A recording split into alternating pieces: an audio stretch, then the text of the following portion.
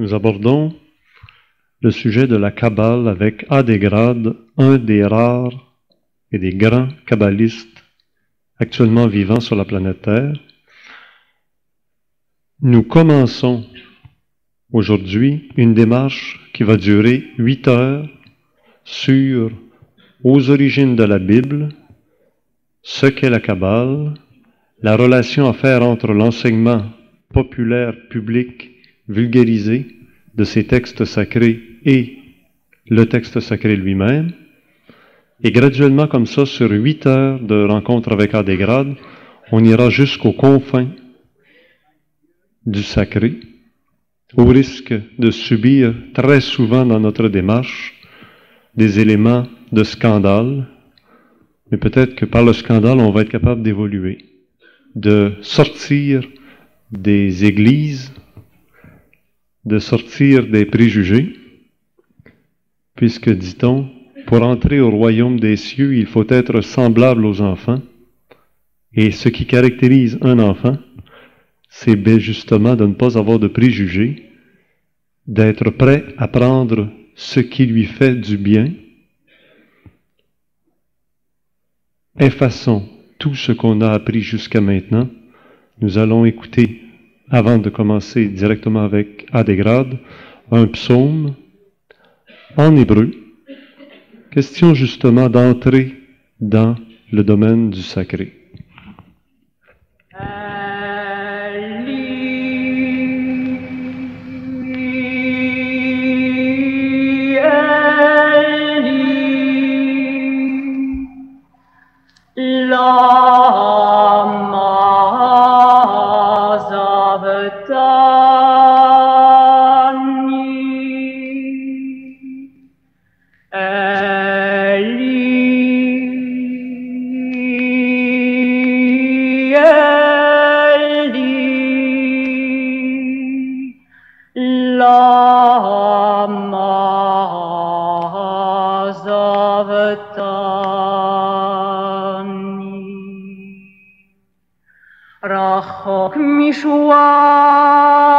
דברי שגעתי, אלוהי יקרא יומם ולא תענה, ולילה ולא דומיה לי. ואתה קדוש, יושב תהילות ישראל, בכבודך אבותינו, בטחו.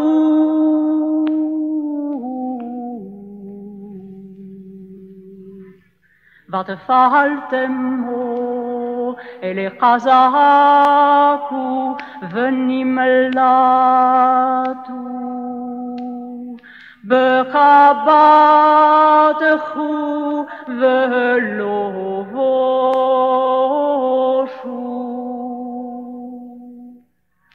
ואנוכי תולעת ולא איש חרפת אדם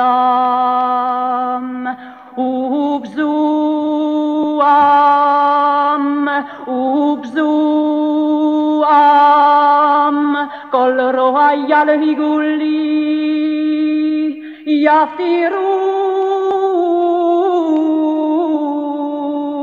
בשפה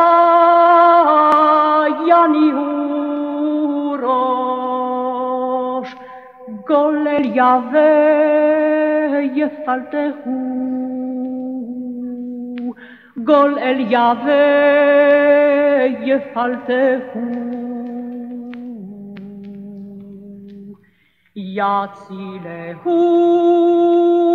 יצילהו כי חפץ בו אדוני אחד.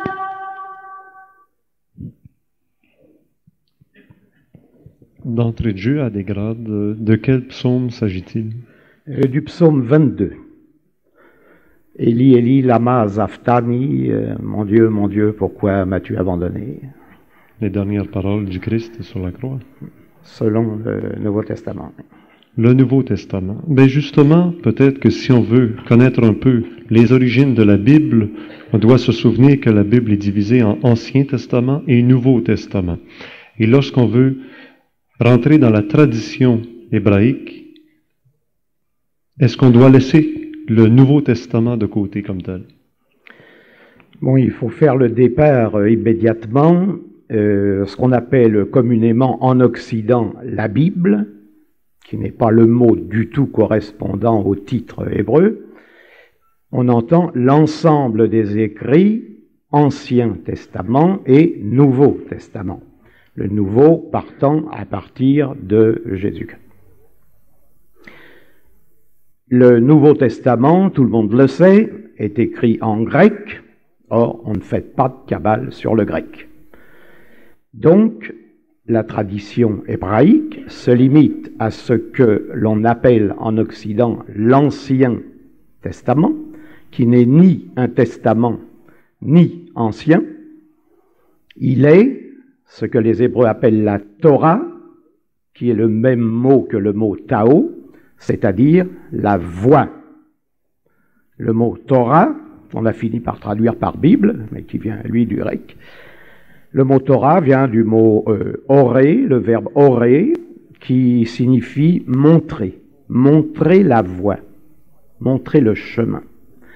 Donc le mot Torah signifie finalement la voie, comme le Tao, à peu près au même titre. Est-ce que la Torah remonte jusqu'à nos jours? La Torah, c'est quelque chose d'inamovible, qui est donné une fois pour toutes. C'est pourquoi les Hébreux disent il ne peut pas y avoir une deuxième loi. L'Éternel n'a pas pu dire un jour une chose et va en dire une autre demain. S'il a dit la vérité, il l'a dite. Il ne peut pas redire autre chose. Il ne va pas dire hier je vous ai dit que et demain je vais vous dire autre chose. Donc la Torah, si vous voulez, part à un moment donné, donne un texte codé, un texte de 391 300 signes, et il y a des raisons à ce nombre, et à partir de là, il y a un tout. Alors il y a un texte unique, qui n'est pas traduisible, et c'est là que commence le problème. Donc, la Torah s'est arrêtée un bon jour après les signes que vous mentionniez, là, le nombre. Donc, c'est arrêté aujourd'hui. La Torah ne s'écrit plus maintenant. Moïse a réuni en 391 300 signes, qui est un multiple de 26, toute l'équation de la Torah, car c'est une gigantesque équation. Alors, si vous parlez d'équation, vous parlez de chiffres. Et si vous parlez de chiffres, on se demande comment faire une relation avec des chiffres et des textes écrits. Bien, alors il faut savoir qu'en hébreu, sans doute beaucoup d'entre vous le savent déjà, surtout s'ils ont lu mes ouvrages, en hébreu, il y a des lettres qui sont uniquement des consonnes, il n'y a pas de voyelles et il n'y a pas non plus de chiffres. Ce sont les lettres qui servent de chiffres. C'est-à-dire que chaque mot, en vérité, signifie une chose, elle en signifie même souvent 3 ou 4 à la fois, et donne un nombre. Et ces nombres sont tous articulés sur le nombre 13, qui est le symbole en hébreu de l'unité. Alors, vous voyez qu'on a affaire déjà à une entreprise qui, pour une partie, est déjà mathématique. Elle n'est pas que mathématique, vous vous en apercevrez, particulièrement au cours du séminaire, mais vous avez une langue unique, dont on donnera les caractéristiques quand vous voudrez, une langue à nombres, et ces nombres ne sont pas des nombres ordinaires, ce sont des nombres sacrés, qui ont une signification sur 3 plans simultanément. Il serait intéressant peut-être tout de suite d'élaborer sur les 3 plans. Bon, alors entrons dans le vif du sujet, si vous voulez. Vous avez 22 lettres dans l'alphabet hébreu. Je crois qu'il va falloir tout de même délimiter dès maintenant le sujet si on veut y voir clair. Je vous rassure tout de suite, ça vous paraît peut-être nébuleux au départ, je suis sûr qu'à l'arrivée, vous direz dans le fond c'était très simple, c'est très clair. car les choses les plus profondes sont toujours les plus simples. C'est très simple. L'hébreu est sans doute la langue la plus simple qui existe sur la terre. Quand on vous dit c'est de l'hébreu, vous savez, en hébreu, quand on veut dire on n'y comprend rien, c'est de l'hébreu, on ne dit pas c'est de l'hébreu, on dit c'est du chinois. On dit sinite. C'est très drôle. Alors, quand on dit c'est de l'hébreu, en vérité, on se trompe totalement. C'est une formule, elle vaut ce qu'elle vaut. L'hébreu est très simple. Il n'y a pas de voyelles. Bien. Alors, vous avez 22 lettres. Ces 22 lettres, vous allez me dire, bon, en français, on a 26 lettres. Pour les francophones, c'est parfait. Quel rapport, quelle différence? C'est énorme. Parce que d'abord, nous avons des voyelles, que les Hébreux n'ont pas, et nous sommes rechargés d'un trop-plein. Or, la différence entre les deux langages, c'est que l'un est sacré, l'autre est profane. Pourquoi? Parce que l'hébreu est articulé à la fois sur l'arithmétique et sur la géométrie usuelle. Je vais vous ouvrir une petite parenthèse un peu fatigante, mais vaut mieux s'en débarrasser tout de suite. On va tirer l'épine, comme ça après on pourra être plus décontracté.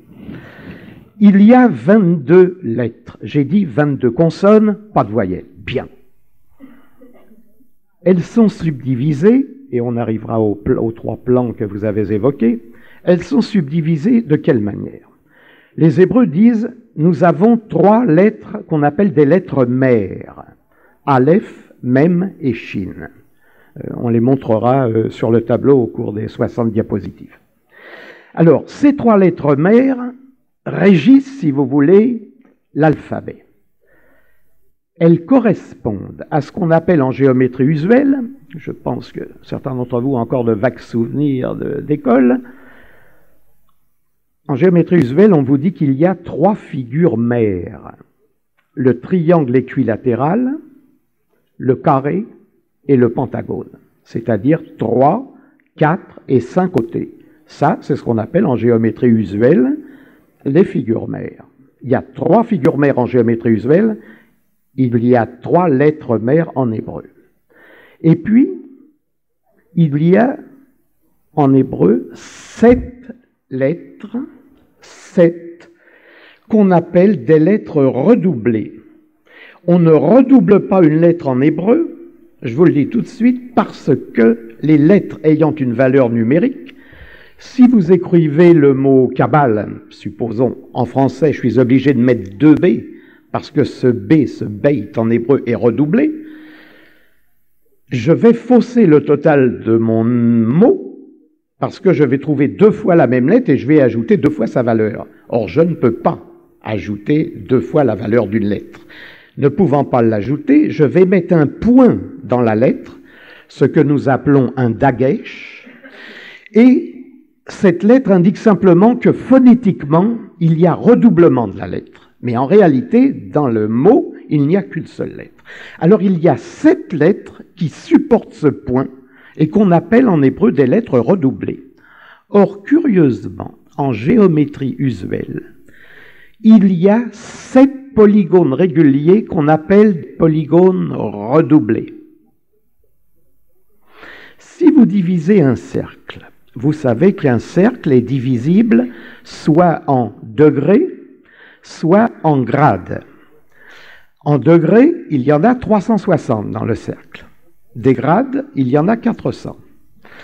Vous allez vous apercevoir que vous ne pouvez pas obtenir plus de 22 diviseurs entiers de 360 qui vous permettent de construire des polygones réguliers. Ces 22 comportent ces 3 premières figures mères et les 7 qui suivent. Je vous donne le plus dur au début pour qu'on s'en débarrasse.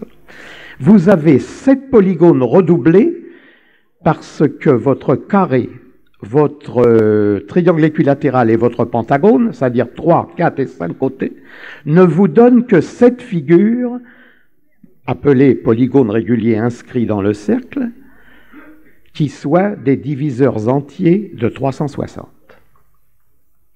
Il reste 7 et 3, 10, il reste 12 polygones qu'on appelle simples, qui correspondent également à 12 diviseurs entiers de 360. Et en hébreu, il reste 12 lettres qu'on appelle des lettres simples. Alors vous voyez qu'il y a là plus qu'une coïncidence avec la géométrie. Pour nous, les coïncidences n'existent pas.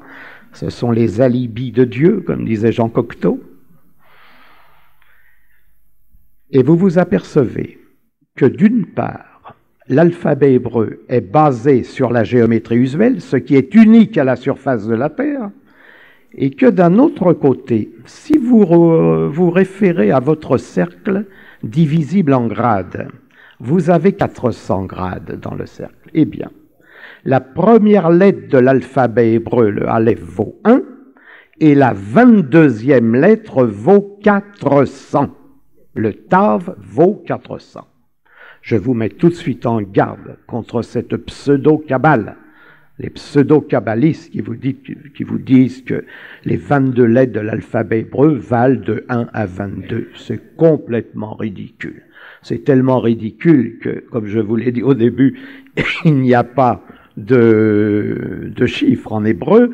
Si vous cherchez le numéro d'un verset en hébreu, si vous cherchez le chiffre 22 pour le 22e verset, ben vous ne trouverez pas la lettre numéro 22, évidemment. Vous trouvez 20 plus 2. Alors, vous avez d'une part des degrés et des grades. Qui dit degrés et grades dit logarithme, si vous voulez les convertir de l'un à l'autre, et la Kabbale est une sorte, si vous voulez, de table de logarithme qui permet de convertir certains degrés en certains grades. Les 3 plans, ces lettres vous indiquent qu'il existe 3 plans et chacune de ces lettres se réfère à un plan. Alors, quels sont ces plans? Les chiffres en hébreu vont de 1 à 9, bien évidemment. Je vous expliquerai la signification de chaque lettre, sa valeur et le rapport au plan, mais tout de suite, je dois vous dire que de 1 à 9, les lettres valent en effet de 1 à 9. À la 10e lettre, nous allons de 10 à 90, c'est-à-dire que nous avons 10, 20, 30, 40, 50, etc., jusqu'à 90, c'est-à-dire qu'on ajoute simplement un 0 au 1, au 2, au 3, jusqu'au 9. Or, le 0 n'existe pas en hébreu. C'est une invention des Arabes ou des Hindous, mais sûrement pas des Hébreux. Le 0 n'existant pas, il n'y a pas de 0 dans la nature. Les Hébreux ajoutent un 0 pour indiquer simplement un changement de plan. C'est-à-dire que quand vous dites 1 en hébreu ou vous dites 10, vous dites la même chose, avec cette différence que le 1 vous parle de cette chose sur le plan des archétypes et que le 10 vous parle de la même chose sur le plan des réalisations. Le deuxième plan, c'est le plan des réalisations. C'est-à-dire qu'une lettre, et je vous en passerai plusieurs en diapo, vous signale que tout ce qui va de 10 à 90, lequel 90 est la perfection féminine, par exemple, car en hébreu, la perfection est féminine. De 10 à 90, vous êtes sur le plan des réalisations. Toutes les lettres qui se rapportent aux mots qui contiennent cette valeur de 10 à 90 vous parlent du plan des réalisations. Et quand vous passez aux 4 dernières lettres de l'alphabet, c'est-à-dire vous arrivez à 100, 90 termine votre deuxième colonne, vous arrivez à 100, troisième colonne, vous n'avez plus que 4 lettres. 100, 200, 300, 400, Kof, Resh, Shin, Tav, et vous apercevez qu'il y a 2 zéros. Alors, comme il n'y a déjà pas de valeur au premier zéro, il n'y en a pas non plus au deuxième zéro. Simplement, les 2 zéros vous signalent que cette lettre a un rapport avec le plan cosmique. Donc, 3 plans pour les Hébreux. Plan des archétypes, plan des réalisations, plan cosmique. Voilà l'histoire des 3 plans. Avant d'aller plus loin des grades, j'aimerais demander aux gens qui sont ici, est-ce qu'on a bien compris la leçon de géométrie? Car pour comprendre la Kabbale, il faut bien comprendre la leçon de géométrie du départ. Levez la main, ceux qui pensent avoir vraiment bien compris. Très peu. Ça a l'air clair. Ça a l'air clair. Ça a l'air clair. De toute manière, ça deviendra de plus en plus clair. Je vous ai donné le début, je vous ai dit comme pensum, vous êtes encore tout frais et pas fatigué, ça vous permettra d'assimiler plus facilement.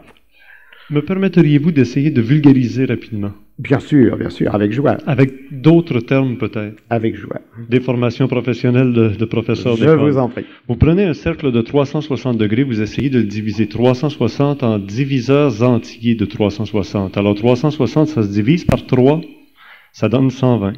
360, ça se divise par 4, par 5, par 6, ça se divise pas par 7. C'était 16, 360 divisé par 7, il va rester des fractions. OK? Ton cercle. Il s'agit de faire des figures dans un cercle. Si tu mets une seule ligne, tu n'as pas une figure géométrique.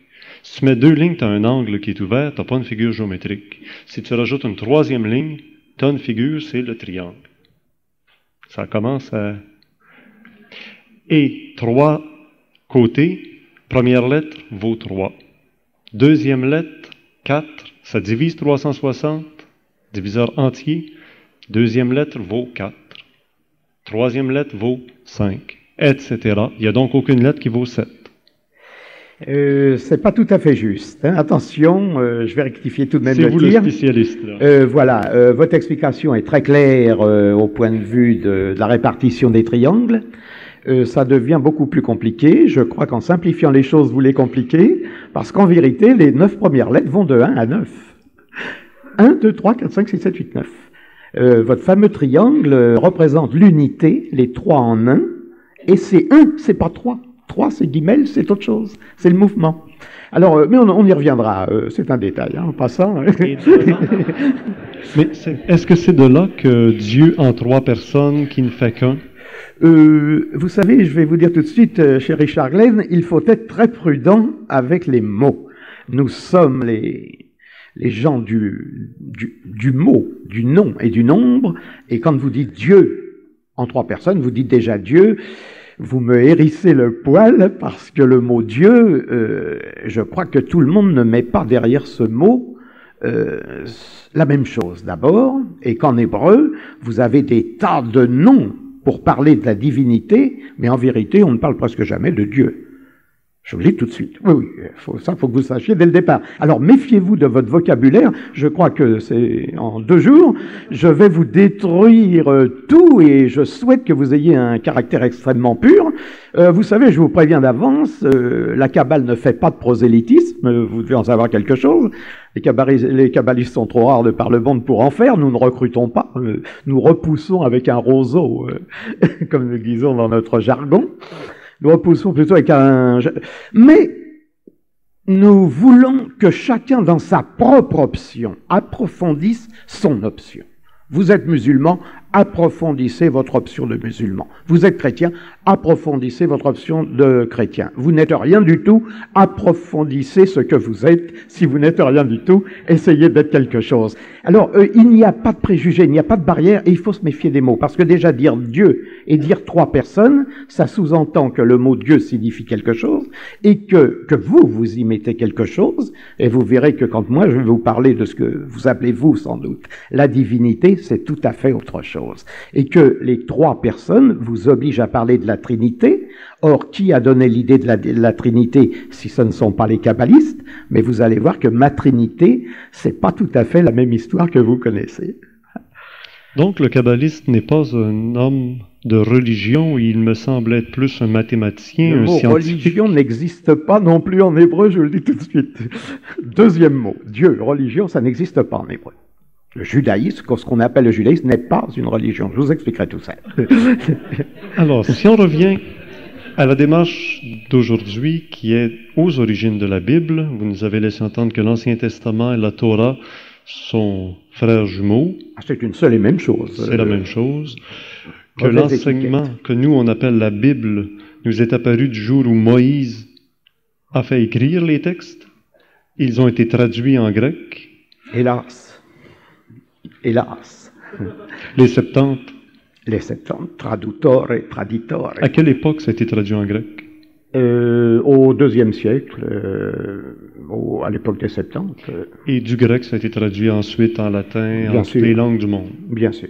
Donc, si on veut vraiment retourner à la source, aux origines de la Bible, on doit retourner à au l'original. texte hébreu. Texte hébreu. Et ce texte hébreu a cette particularité d'être intraduisible. C'est là la grande équivoque, évidemment, qui est née. Il faut dire que c'est une question de langage. Les dissensions qu'il y a dans le monde, les frictions qu'il y a entre des gens qui se réfèrent d'ailleurs au même Dieu, entre guillemets, viennent de cette, disons, méconnaissance du texte original. Quand l'autre jour, quelqu'un me parlait, ici même, de la pomme, par exemple. Ah, mais enfin, Adam, Ève, et pas l'histoire de la pomme. Je lui dis, quelle pomme? Même si vous avez lu la Bible, je crois, j'ai l'impression de la connaître. Où avez-vous vu le mot pomme dans la Bible? Mais monsieur, c'est écrit, la pomme, et non. Je lui dis, ce qu'il y a, c'est que je sais à quoi vous vous référez, à la traduction du latin.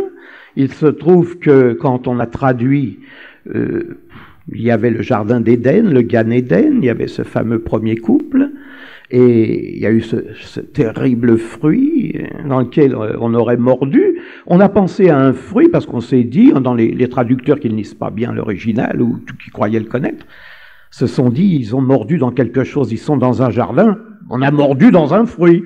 Bon, et il se trouve que on a dit, ils ont mordu dans le mal. Or, le mot malum en latin veut dire mal, mais il veut dire aussi pomme. Et il se trouve que les gens disent, ils ont mordu le mal, ils ont mordu dans le malum, ils ont mordu dans une pomme. Et voilà comment on écrit l'histoire. C'est tragique, car on vit sur une méconnaissance qui dure depuis 2000 ans, et qui persévère, qui continue. Vous ne trouverez jamais l'histoire de la pomme. Il y a bien d'autres histoires que je vais vous éclaircir. Je vous dis que c'est beaucoup plus simple que tout ce que vous croyez. Alors, si on retourne au tout début de la Bible, la première phrase de tout, c'est « Au commencement, Dieu créa le ciel et la terre ». Mais alors là, il y a le mot « Dieu ». Voilà. Alors, la première phrase de la Bible, évidemment, si vous la lisez en français, ou en anglais, ou en espagnol, ou en zoulou, vous trouverez toujours écrit « Au commencement, virgule, Dieu », comme vous dites si bien, avec un D majuscule d'ailleurs, Dieu créa le ciel et la terre. Alors, qu'est-il écrit exactement en hébreu? Je vais vous le dire, c'est pas long. Bereshit, bara Elohim, et hashamayim ve'et haaretz. Bon, c'est de l'hébreu, très peu d'entre vous, je suppose, ont suivi, mais si je prends le premier mot, Bereshit, si je veux dire au commencement, en hébreu, je ne dirais pas Bereshit, c'est mauvais. Je dis Berishona. C'est déjà pas écrit dans la Bible, Berishona, c'est écrit autre chose. Il est écrit Berit Esh, c'est-à-dire alliance du feu. Mi bara ele, qui a créé cela? Et hashamayim, le tout, le feu, les eaux, ve'et haaretz, la terre. Vous voyez que c'est pas tout à fait la même chose. Et que vos mots, que vous employez en traduction littérale, ne correspondent pas au contenu intrinsèque de la Bible. Alors, je dois tout de même vous dire que même chez les Hébreux, il y a 4 manières de traduire la Bible, de l'interpréter. Il y a la première, qui est la vôtre, qui est celle de tout l'Occident, qu'on appelle le peshat, qui est le sens littéral de la Bible. Alors vous me direz, alors voilà, c'est très bien, le sens littéral, je veux bien. Alors en peshat, on va lire au commencement, ce qui est totalement faux, puisque je vous dis c'est Berishona et non pas Bereshit, Dieu, que c'est Elohim qui subitement devient Dieu, alors qu'Elohim, je vous l'apprendrai, c'est la déesse mère, Elohim est une femme. Elohim, bara, créa. Il faut déjà savoir que le deuxième mot, bara, est la moitié en hébreu du premier mot. Il n'y a pas de voyelle, je vous l'ai dit en hébreu. On dit bereshit par phonétique. En réalité, il est écrit berit esh. Et le mot qui suit le mot bara, de 3 lettres, répète les 3 premières lettres du premier mot. Alors quand vous traduisez, si vous traduisez au commencement, il faudrait que votre deuxième mot dans la Bible, en sens littéral, on est dans le littéral en ce moment, commence par A-U-C. C'est-à-dire ok. Ok quoi? J'en sais rien. Je trouve pas de mot en français qui me permette de faire au commencement ok. Ouh là là. où je vais. Alors ça, c'est la traduction qu'on appelle littérale. Pour vous mémoriser, si vous voulez, les 4 manières d'interpréter la Bible, il suffit de prendre le mot pardes, qui a donné en français le mot paradis. Le mot paradis vient de l'hébreu pardes, P-R-D-S. Le A et le E ont été ajoutés pour la phonétique. Je vous répète, il n'y a pas de voyelle. P, c'est le peshat, c'est le sens littéral. Le deuxième sens, c'est le R, le resh, le remes. C'est le sens allégorique. Alors, les Hébreux interprètent selon le littéral, puis selon l'allégorique. Et puis la troisième, P-R-D, D, c'est le derash. Le derash, c'est la manière d'exposer, c'est l'exégèse, si vous voulez déjà du mot, mais ce n'est pas encore la Kabbale. Et c'est ce qu'on appelle l'homilétique, pour les connaisseurs. Et puis, la dernière lettre, le S, alors là, ça devient intéressant, c'est le sod. Le mot sod, en hébreu, veut dire mystère. Il a la valeur de 70. Samer Vav Dalet donne 70. 70, c'est la valeur numérique du mot yayin, qui veut dire le vin qu'on boit, hein, wine, vino. Et ce vin, c'est le vin de la connaissance. Quand on vous dit que Noé s'est saoulé, par exemple, il n'a pas supporté le vin, il n'a pas supporté le vin de la connaissance. Voyez, bon. Alors, la 4e interprétation, c'est le sod, c'est celle de la Kabbale. C'est celle qui me permet de vous dire qu'il est écrit dans la Bible, Bereshit bara Elohim et hashamayim ve'et haaretz, il est écrit, alliance du feu, qui a créé cela, le tout, le feu, qui est nommé en premier, le premier des éléments, et le mot feu est déjà inscrit dans le premier mot de la Bible. Le feu, les eaux et la terre. Alors vous voyez, pour ce qui est de la traduction de la Bible, qu'il faut s'accrocher. Hein? Quand vous utilisez les éléments de base comme le feu, les eaux, la terre, ça me rappelle l'alchimie. Bien sûr. L'alchimie est un sous-produit de la Kabbale. Il faut tout de même savoir, d'abord, il faudrait peut-être dire ce que c'est que la Kabbale finalement, parce que nous parlons de Kabbale et je crains fort que beaucoup seraient en peine de donner une définition, moi-même d'ailleurs, je ne saurais vous donner une définition très valable, il y en a 1000 et il n'y en a pas. L'alchimie est une branche de la Kabbale. La Kabbale est la science. La Kabbale est une science. Voilà déjà une définition. On ne sait pas ce que c'est que la Kabbale. La Kabbale est une science. Je vous ai dit tout à l'heure, le judaïsme n'est pas une religion. L'hébraïsme n'est pas une religion, c'est une science. Le mot religion n'existe pas en hébreu. Les Hébreux sont unis par une science à eux. Une science unique, c'est la science d'un peuple. Cette science fait que ce peuple, qu'on appelle un peuple sémite, pourquoi ? Parce que le mot Sem, qui en vérité est le mot Shem en hébreu, je ne sais pas pourquoi on a traduit encore Shem par Sem. Après tout, c'est le peuple Shémite. On dit bien le royaume hachémite de Jordanie, par exemple. Pourquoi on ne dit pas les Shémites? Bon, alors disons les Sémites, comme c'est ça. Le peuple de Shem, c'est le peuple du nom. C'est le peuple qui a la connaissance du nom. Vous voyez? C'est tout à fait autre chose. Et il se trouve que l'interprétation qui est donnée n'est pas une interprétation au départ religieuse. Le mot religion vient de religare ou relegere, et on donne deux racines en latin, que ce soit l'une ou que ce soit l'autre, il s'agit de relier les âmes entre elles, relier les gens entre eux, etc. Mais les Hébreux sont déjà reliés entre eux. C'est pourquoi je vous dis le judaïsme n'est pas une religion, elle n'a pas de... Ce n'est une religion qui devrait, si c'était une religion, avoir des prêtres. Or, un rabbin n'est pas un prêtre. Il faut que vous sachiez qu'un grand rabbin n'est pas un prêtre. En Israël, chaque enfant d'Israël est prêtre devant l'Éternel par sa naissance. Le rabbin est une espèce de docteur de la loi qui... pour les gens qui n'ont pas le temps ou qui désirent s'occuper d'autre chose, fait pour eux un travail de compilation d'études, et quand un Hébreu a besoin d'un renseignement, il va trouver le rabbin, ou à la rigueur le grand rabbin, pour savoir s'il a le droit de faire ceci ou pas faire cela, où est-ce que c'est écrit. Or l'autre, il dit, page 1228, vous voyez, il y a ceci. Ah bon, merci du renseignement.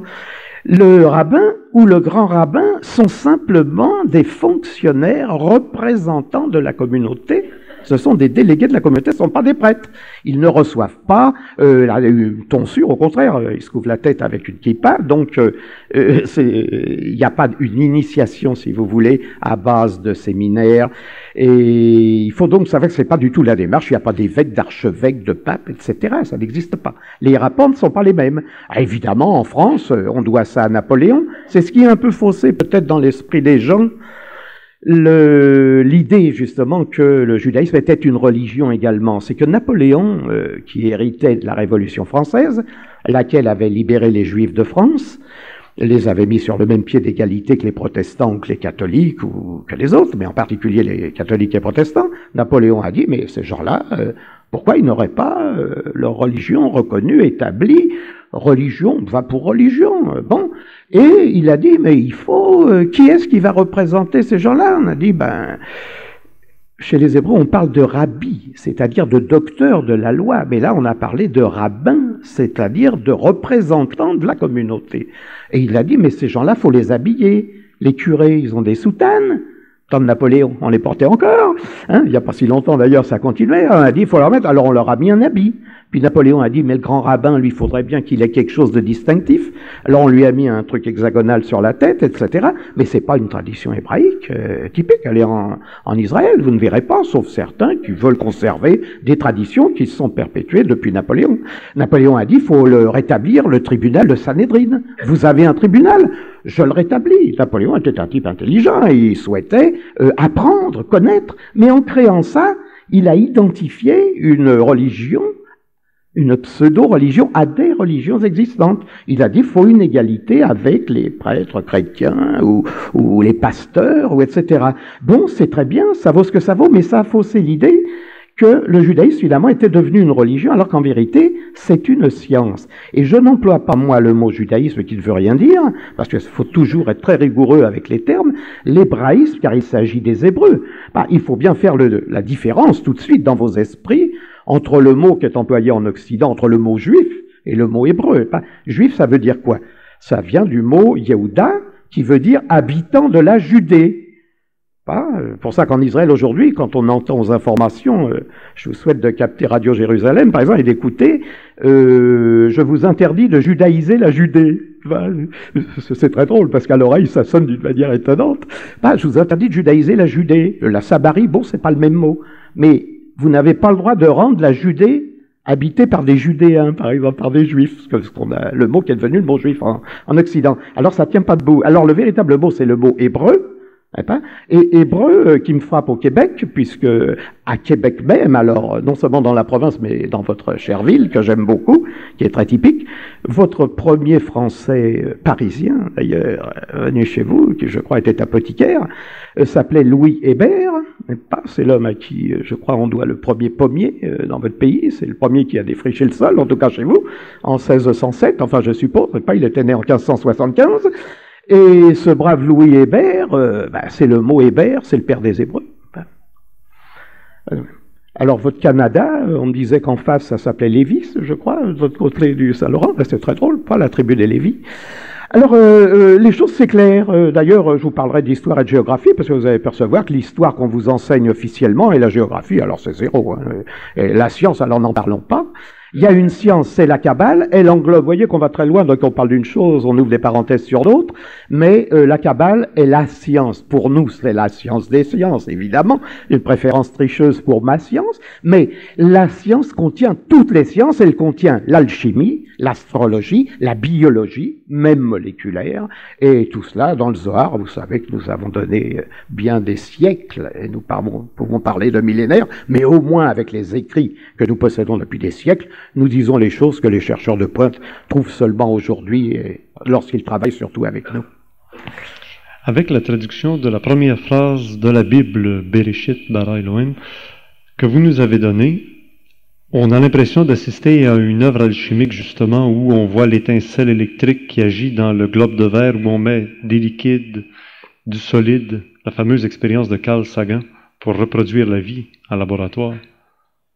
Se peut-il que finalement on rejoigne par la science moderne ce qui était déjà enseigné à un autre niveau dans les textes sacrés hébreux. Mais bien sûr, j'ai publié l'un de mes premiers ouvrages qui s'appelait Le temps des kabbalistes, qui est épuisé, je crois qu'on ne le trouve pas au Québec évidemment, mais on ne le trouve pas en Europe non plus maintenant. C'est l'ouvrage qui a été le plus pillé parmi ceux que j'ai publiés à l'époque. Et j'ai donné des extraits de textes alchimiques qui donnent la traduction de ce que vous appelez la Bible, que moi j'appelle la Torah, mais enfin, c'est la version alchimique, elle est sur plusieurs pages, mais j'ai vu quelqu'un qui avait une photocopie à Québec de ce livre et qui a le document en main. Maintenant, si on retourne encore aux origines de la Bible, par la suite, c'est la création, dans les 6 jours de la création. On retrouve la même chose dans la Torah, j'espère bien. Et oui, non seulement on le retrouve, mais c'est la Torah qui a indiqué cette création en 6 jours. D'abord parce que le premier mot, Bereshit, que vous allez finir par avoir dans l'oreille, vous voyez que vous allez sortir, vous aurez au moins appris quelque chose. Moi, j'aurais appris un peu de Tchoual ici, et puis vous aurez appris un petit peu d'hébreu. Eh bien, le premier mot de la Torah, donc Bereshit, a 6 lettres. Pourquoi? Parce que la création s'est faite en 6 jours. Mais attention, quand vous dites la création, je suis très gêné encore avec le vocabulaire parce que pour nous, la création n'est pas terminée. La création n'est pas quelque chose qui est donné une fois pour toutes. La fameuse Chicno que dédaignait Descartes, et Pascal regrettait que Descartes à son tour se passe du créateur. Évidemment, une fois qu'il n'y aura plus besoin du créateur, il y a la création, on n'a plus besoin du reste. Cette création dite en 6 jours vous montre que la création est permanente. En réalité, la Kabbale vous enseigne que tout a été créé avant le premier jour. Tout est déjà existant. Les luminaires sont existants, le soleil, la lune, les plus proches de la Terre. Tout existe. Mais c'est la mise en place qui dure 6 jours. 6 jours qui sont symboliques, bien sûr. Mais la mise en place se fait en 6 jours. C'est pourquoi, pour bien comprendre l'histoire de la création, on va vous dire, mais enfin, c'est pas possible. Il n'y avait pas de soleil et il y avait des herbes. Il n'y avait pas des herbes et il y avait ceci. Il y avait des animaux et il n'y avait pas cela. Non, c'est la mise en place. Tous les éléments sont donnés au départ. La mise en place se fait sur 6 jours, parce qu'il y a 6 lettres dans le mot Bereshit, mais tout de suite, je vous mets également en garde, je vous ai employé des mots comme le tout, bon bah ça c'est clair, c'est les 22 lettres de Aleph à Tav, car les 22 lettres expriment ce tout. L'accusatif en hébreu, le complément direct, est indiqué par une petite particule qu'on prononce et, Aleph Tav, la première et la dernière lettre de l'alphabet, pour indiquer que ce qui vient appartient au tout. Oui, c'est une langue extrêmement subtile. Et vous avez tout de suite après le tout, le feu, les eaux, Shamayim. Mais attention, il faut savoir que le mot Shamayim, qui veut dire cieux, en hébreu, le ciel, c'est pas, vous, quand vous dites ciel, n'est-ce pas, ou ciel, ou heaven, ce que vous voulez, Himmel, dans n'importe quelle langue, vous employez un mot qui n'a aucune valeur intrinsèque. Pas vous dites n'importe quoi. Dites n'importe quoi, on dit n'importe quoi. Quand on dit le ciel, les cieux, on ne sait pas ce qu'on dit. Mais en hébreu, on dit Shamayim, c'est-à-dire Eshmayim, feu et eau. Car le mot Shamayim est composé du mot Esh, qui veut dire feu, et du mot Mayim, qui veut dire eau. Alors quand on vous dit, il créa les cieux, ils vous dessinent un premier triangle qui représente le feu, la flamme qui s'élève vers le haut, et puis il vous représente un deuxième triangle pour exprimer le ciel, tourné vers le bas, la goutte d'eau qui tombe, et le ciel devient Eshmayim, c'est-à-dire feu et eau, représenté par ce qu'on appelle l'étoile de David ou le sceau de Salomon, qui est sur le drapeau de l'État d'Israël aujourd'hui. Voilà l'histoire du feu de Sabbath, c'est le feu et l'eau. Eshmayim, et voilà le mot cieux. Alors vous voyez que en Kabbale, vous commencez à avoir une idée de ce qui est contenu dans ce texte codé, parce qu'en plus il y a les nombres, alors ça c'est encore un autre problème, mais il est codé. Et je vous dis par exemple, déjà dès le premier mot, on s'arrête sur celui-là par exemple. Bon, je ne veux pas vous fatiguer, hein, mais on commence avec le mot feu et eau, parce qu'il est contenu dans le mot ciel. Alors vous dites feu Esh. Le shin, la lettre qui exprime le feu, je vous en montrerai en projection, le shin a 3 branches, c'est les 3 flammes. Et on voit une flamme. Les gens qui ne connaissent rien, sur mon petit livre qui s'appelle La Kabbale du feu, sur la couverture, vous avez un shin. Pourquoi je l'ai mis? Parce que c'est le symbole du feu. Et qu'en même temps, les gens voient bien 3 flammes qui s'élèvent. Bah, c'est visible à l'œil nu, il n'y a pas besoin d'être grand kabbaliste pour le voir. Alors, vous avez donc le mot feu qui est constitué par H, mais le mot mayim. Alors vous me dites, bah, vous aussi, vous parlez de l'eau. Qu'est-ce qui veut dire votre mot eau? Vous, quand vous dites eau en français, et pas E-A-U, et pas d'abord vous employez que des voyelles qui finissent par faire O, moi je veux bien, mais ce sont des voyelles. Alors E-A-U, alors si je le dis en espagnol, je vais dire agua, pas, si je le dis en anglais, je vais dire water. Wasser en allemand, ça me dit ce qu'est l'eau. L'eau que vous buvez, c'est artificiel, c'est conventionnel. Mais en hébreu, vous lisez mayim, c'est-à-dire même, yod, même, vous lisez H2O. Vous faites déjà de la chimie. H2O, l'eau. Vous savez que l'eau en hébreu, c'est un élément constitué de 2 choses pour une autre. Vous ne l'appelez pas encore oxygène ni hydrogène, vous ne savez pas ce que c'est. Mais vous savez que ce qui entre dans l'eau, ce sont 2 éléments identiques pour un autre élément. H2O. Mayim, yod, mayim. Et tout est comme ça. Et ce qui est intéressant, je vous dis que cette langue, dans le fond, qui vous paraît compliquée au départ, elle est extrêmement facile parce que vous ne pouvez pas faire de faute en hébreu. Vous ne pouvez pas faire de faute d'orthographe. Parce que quand vous écrivez en chimie H2O, eh ben, comment voulez-vous vous tromper dans H2O? Mais quand vous écrivez le mot, j'agite ma main, bon, le mot main se dit la main, la mano, pas la main.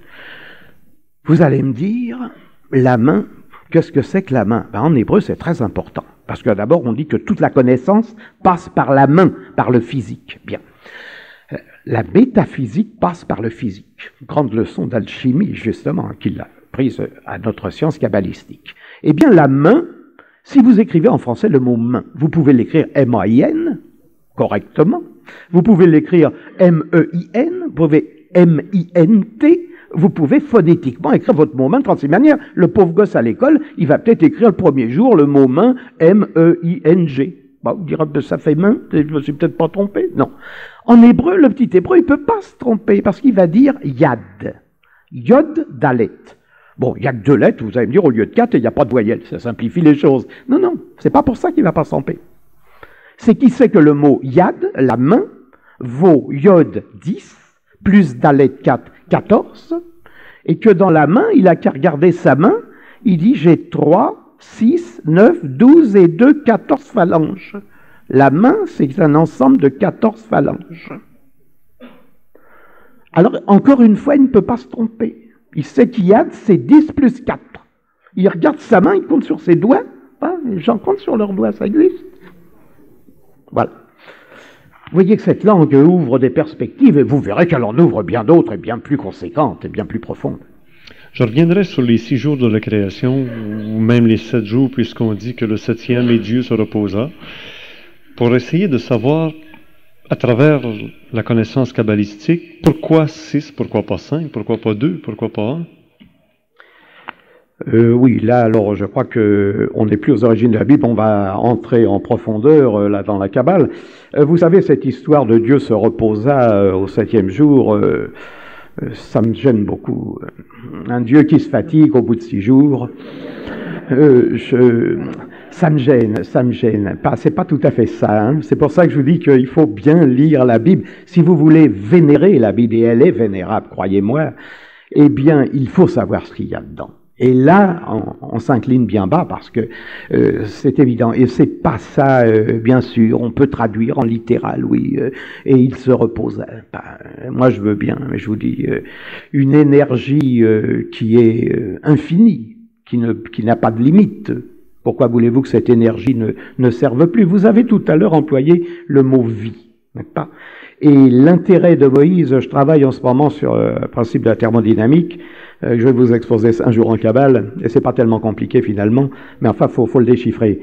Et vous allez vous apercevoir que l'ordre du vivant, pas le mot vie, est dans la Torah, dans la Bible, c'est ce qu'enseigne la Bible, pas la vie, ce qu'est le vivant, contrairement à Monod, à tous les biologistes moléculaires qui croient au Dieu hasard, qui organise tout, n'est-ce pas, et de belle manière. Eh bien, il est évident que le mot vie est supérieur au macrophysique, c'est-à-dire est supérieur au deuxième principe de la thermodynamique, le principe de Carnot-Clausius. Le deuxième principe de la thermodynamique vous dit que dans tout système fermé, il y a un phénomène d'entropie, ce qu'on traduit par l'accroissement du désordre, si vous voulez. Il y a un désordre et tout va vers le désordre, il est de plus en plus grand. Donc à cette allure-là, il y a longtemps que le cosmos ne devrait plus exister, à force de désordre. On serait dans le chaos et non plus dans l'ordre, et je ne serais pas là ce soir à Québec, et vous non plus dans cette salle. Nous ne serions pas là. Alors, il y a accroissement du désordre, l'entropie, mais qu'est-ce qui fait qu'il y a de la vie? C'est qu'il y a une entropie dite négative, qu'on a appelée du nom barbare en science de négantropie. Et qu'est-ce que c'est que cette négantropie, sinon la vie, l'ordre du vivant que proclame Moïse à chaque ligne de la Torah. Voilà l'intérêt. Voyez que quand je vous dis que la Kabbale est la science, elle englobe vraiment toutes les sciences, de l'alchimie à la physique. Et un jour, je parlais avec Jacques Bergier, et il me disait, quand je lis vos choses, j'ai envie de parler d'alphysique, comme on dit alchimie. Voyez-vous. Il m'a dit, j'ai envie, alors il m'a laissé ça sur un papier, il m'a dit, vraiment, c'est une alphysique, la Kabbale, et c'est aussi ça. Ça pourrait être une définition, mais je vous ai dit, il y en a 1000 et il n'y en a pas. Peut-être on pourrait revenir à l'époque où la Bible ou la Torah a pris jour, a existé d'une manière concrète, c'est sous l'instigation de Moïse. Mais avant Moïse, c'était une connaissance qui était transmise de façon orale. Bien sûr. Alors l'origine réelle du texte, c'est à l'époque de Moïse. Pourquoi Moïse? Ah, vous employez le titre d'un des chapitres, vous avez le don de double vue, Richard Glenn. J'ai un chapitre dans mon nouvel ouvrage en cours qui s'appelle « Pourquoi Moïse ?» Ça, c'est extraordinaire. Bien. Pourquoi Moïse? Ben oui, bien sûr. Je ne vais pas vous dire ce qu'il y a dans le livre, parce que le livre est axé sur un autre fil conducteur, si vous voulez. Mais Moïse est égyptien, attention, il est né en Égypte, il est hébreu. Hébreu, égyptien, comme on dit un juif français, si vous voulez, ou un juif chinois, s'il y en a, un hébreu égyptien. Bon. Il est à la cour du pharaon, tout le monde le sait, et il est donc dans un contexte, si vous voulez, initiatique, hébreu-égyptien. Je dis bien hébreu-égyptien. C'est-à-dire que les Hébreux sont là, ils sont là non seulement du temps du pharaon sous lequel vivait Moïse, qui en principe serait Ramsès II. Vous savez qu'il y a deux généalogies, une généalogie dite, une chronologie dite courte et une qui est dite longue. J'opte pour la courte parce que je pense qu'on peut situer, d'après tous les documents que nous avons, la naissance de Moïse, le déroulement de sa vie en 1230, avant l'ère dite vulgaire. Donc, une chronologie qui serait longue le ferait remonter vers 1500 sous le règne de Ménephta, et ça colle pas, pour des tas de raisons. Alors, disons, mais c'est pas le problème pour nous ce soir, ça intéresse les puristes, nous sommes sur une autre recherche pour l'instant. Moïse est dans un contexte hébreu-égyptien. Je le dis bien hébreu-égyptien, pourquoi? Parce que le peuple de l'ancienne Égypte, qui n'a rien à voir avec les Égyptiens d'aujourd'hui, bien sûr, le peuple de l'ancienne Égypte s'exprime à l'aide d'hiéroglyphes. Il a des milliers de signes pour s'exprimer. C'est de la pictographie en général. Quand on veut parler d'un oiseau, on dessine un oiseau.